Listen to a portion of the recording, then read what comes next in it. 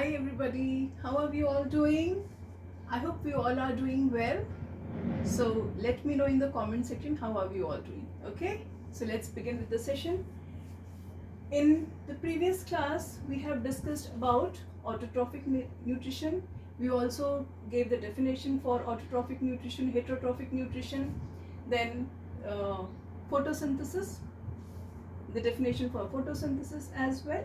And today we will talk about the requirements of photosynthesis, or we can also call it as conditions which are necessary for photosynthesis. Okay, so let's begin.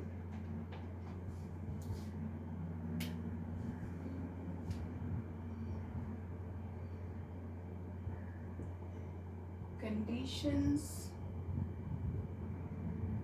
necessary for photosynthesis.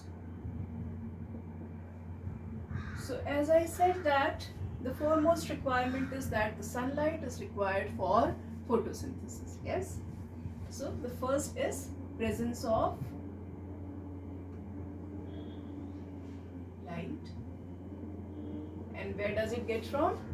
The plant gets light from the sun, the universal source of energy. And then the second is presence of chlorophyll. So where does the plant get this chlorophyll from? It is present in the leaves. The leaves, they have got chloroplast present. I'll tell you what chloroplast is. Leaf has got chloroplast present, and inside the chloroplast this chlorophyll is there. Okay. Then third point is presence of water, and fourth is presence of carbon dioxide. Now, as I said, that sunlight from the sun, chlorophyll present in the leaf itself, it is a pigment. Then water. So how does the plant get water?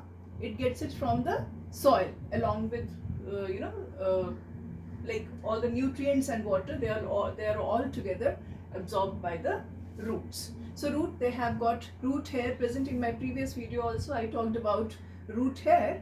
So root hair, this is a fine hair-like structure which is present in the roots, and through that the plant is able to absorb water, okay, and the minerals as well. Now, presence of carbon dioxide. Carbon dioxide is present in our surrounding, and from the surrounding, the carbon dioxide is taken up by the plants. Now we will discuss how this water and carbon dioxide is taken up by the plant, okay.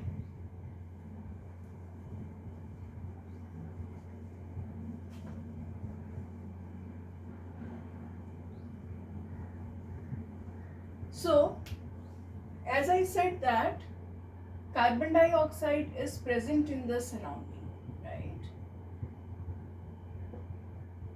So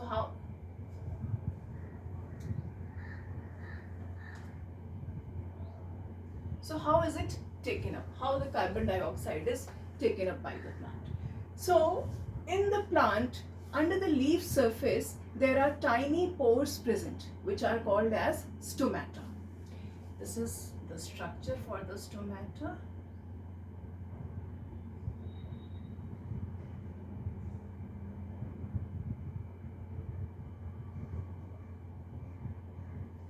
Right? So these are guard cells.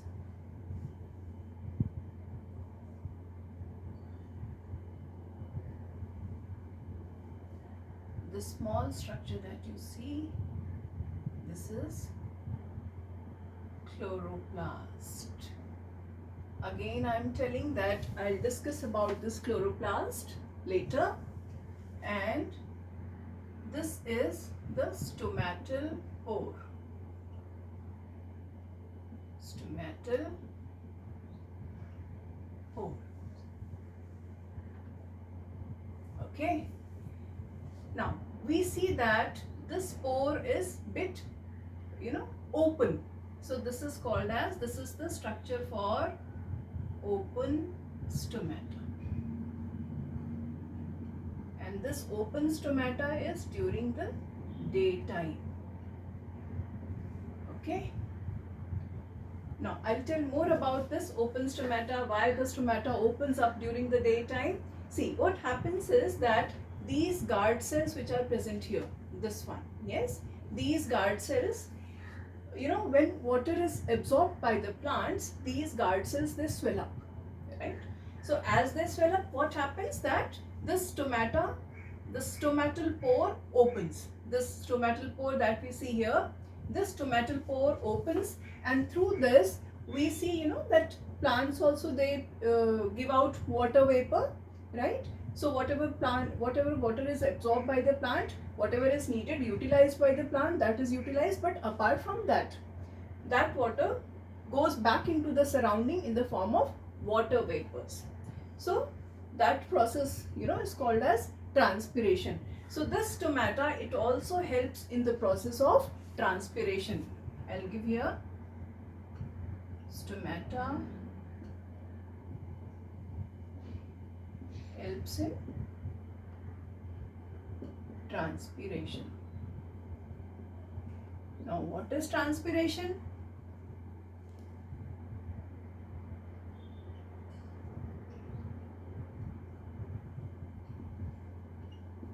Transpiration is removal of water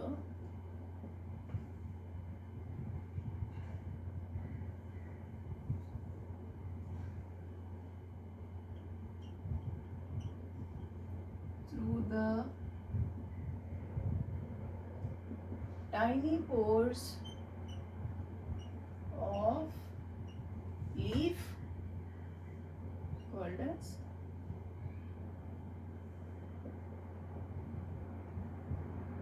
stomata. So what is stomata? From here we also get the definition for stomata. Stomata is the tiny pores present under the leaf surface. Okay.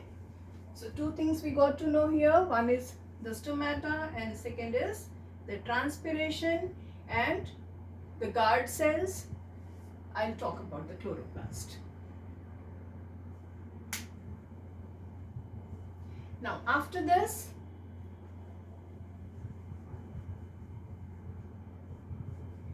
as I told you that during the daytime the stomata is open, during night what happens to the stomata?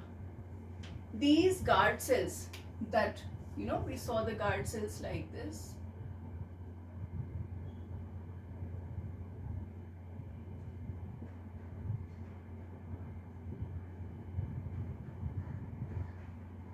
Yes, so these guard cells, they swell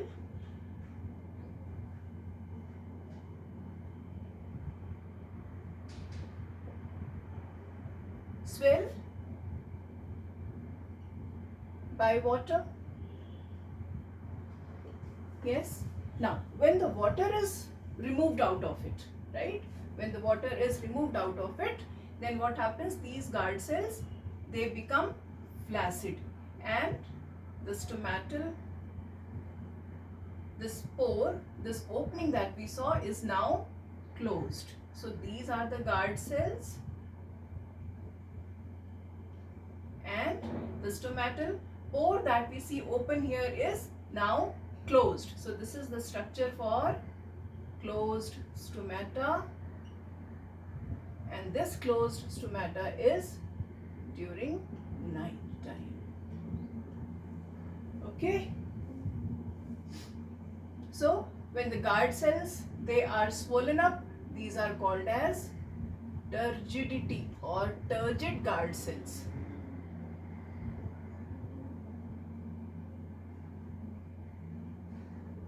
And when the guard cells, the water is removed out of the guard cells, then they become flaccid, right? So here we see that water is removed from the guard cells. Yes, So in this case, how they become? They become flaccid. Okay. So this is closed stomata and this one is open stomata. Yes. Now we'll talk about the chloroplast. So before I move to chloroplast, see, we know that the organization, what are we all made up of? Our body is made up of cells. Any organisms, they are made up of cells, right? So be it plant, be it animal, be it some organisms which we cannot see through our naked eye, right? For which we need to see, for which we need to use microscope. Be it any kind of organism, they are all made up of cells, right? So I'll give you the structure for cell.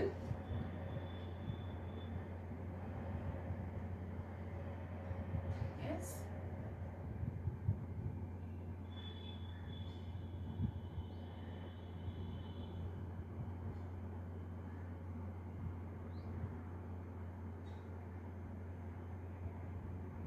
So this is your plasma membrane.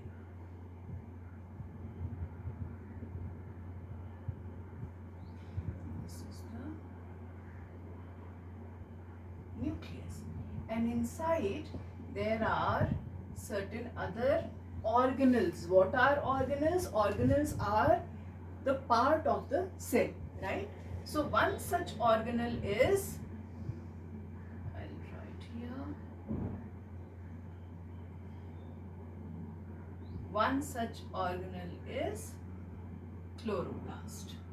I said I'll tell you about chloroplast. So what is chloroplast? Chloroplast is present in the cell. But which cell? Chloroplast is present in the plant cell. Plant cell, they also contain cell wall.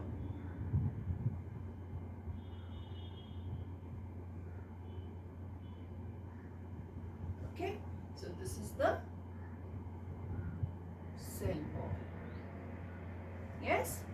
So any cell, three basic structures of the cell, they are the plasma membrane, the nucleus, and the whatever is lying inside the cell is known as cytoplasm. So this cytoplasm is jelly-like structure which is there inside the cell, and so three basic things which are present in any cell is plasma membrane, nucleus, and cytoplasm. Now, animal cell, they have got cell wall as well. Okay, so this is a plant cell, we can say, a basic structure for a plant cell. Yes. Now I'll give you the basic structure for the animal cell as well.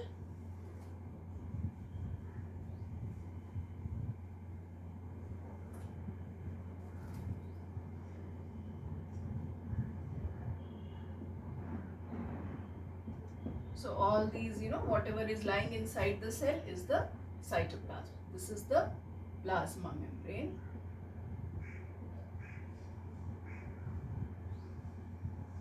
Yes, this is the nucleus,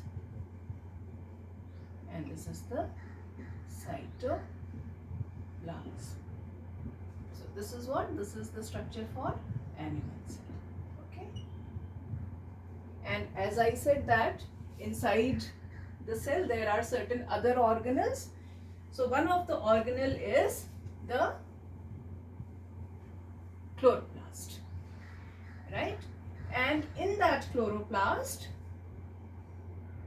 the suppose this is how is the structure for chloroplast.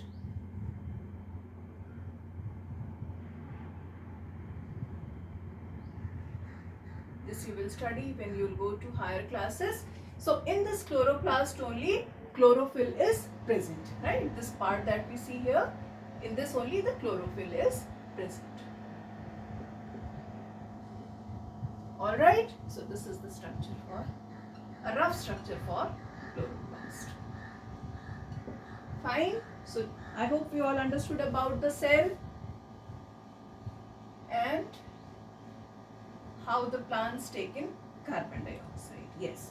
So as I said that under the leaf surface stomata are present. So through that stomata the plants they take in the carbon dioxide. Now how do they take in the carbon dioxide? So it is this process is called as gaseous exchange which takes place through the stomata. Now what happens in gaseous exchange? Again I'll draw the stomata.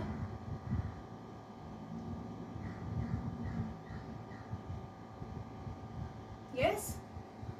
So what happens that these stomata in our surrounding it is all carbon dioxide present.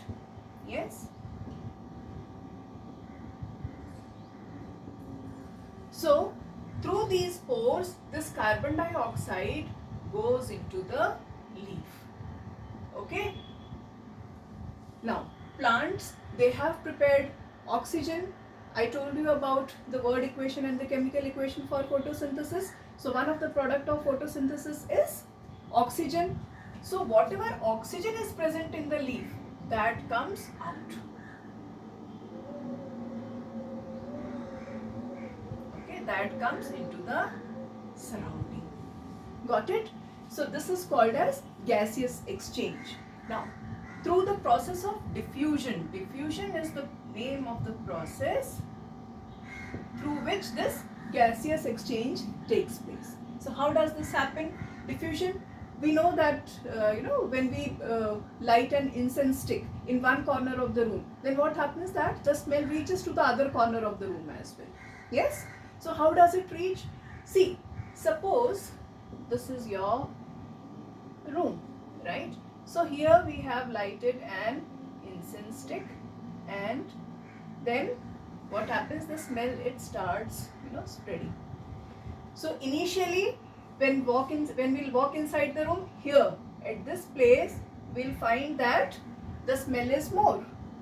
But after some time, even each part of the room, be it here, be it here, be it here, be it here or here, wherever we are there in the room, we see that the smell is similar, right? So why does this happen? Because what happens that these fumes, right, they are kind of gases. So they move from here where the incense stick was lighted first, here the concentration was high. Yes, initially the concentration was high here. So it started moving, and here the concentration was low. So it started moving from high concentration to low concentration. Okay, and then after certain time or after some span, what happens that everywhere the concentration for the smell is same. So this is the process of diffusion. Now here what happens is, like initially in the surrounding the carbon dioxide is more as compared to the carbon dioxide present in the leaf. So what happens again, from high concentration to low concentration which is there inside the leaf, right? This carbon dioxide moves inside. Similarly for oxygen, inside the concentration is more as compared to the surrounding. So what happens that this moves, this oxygen, it moves from high to low. So this is how this diffusion process takes place. So I hope we understood how this exchange of gases takes place, and how the plants take in carbon dioxide from the surrounding, and how the plants give out oxygen back into the surrounding. Yes?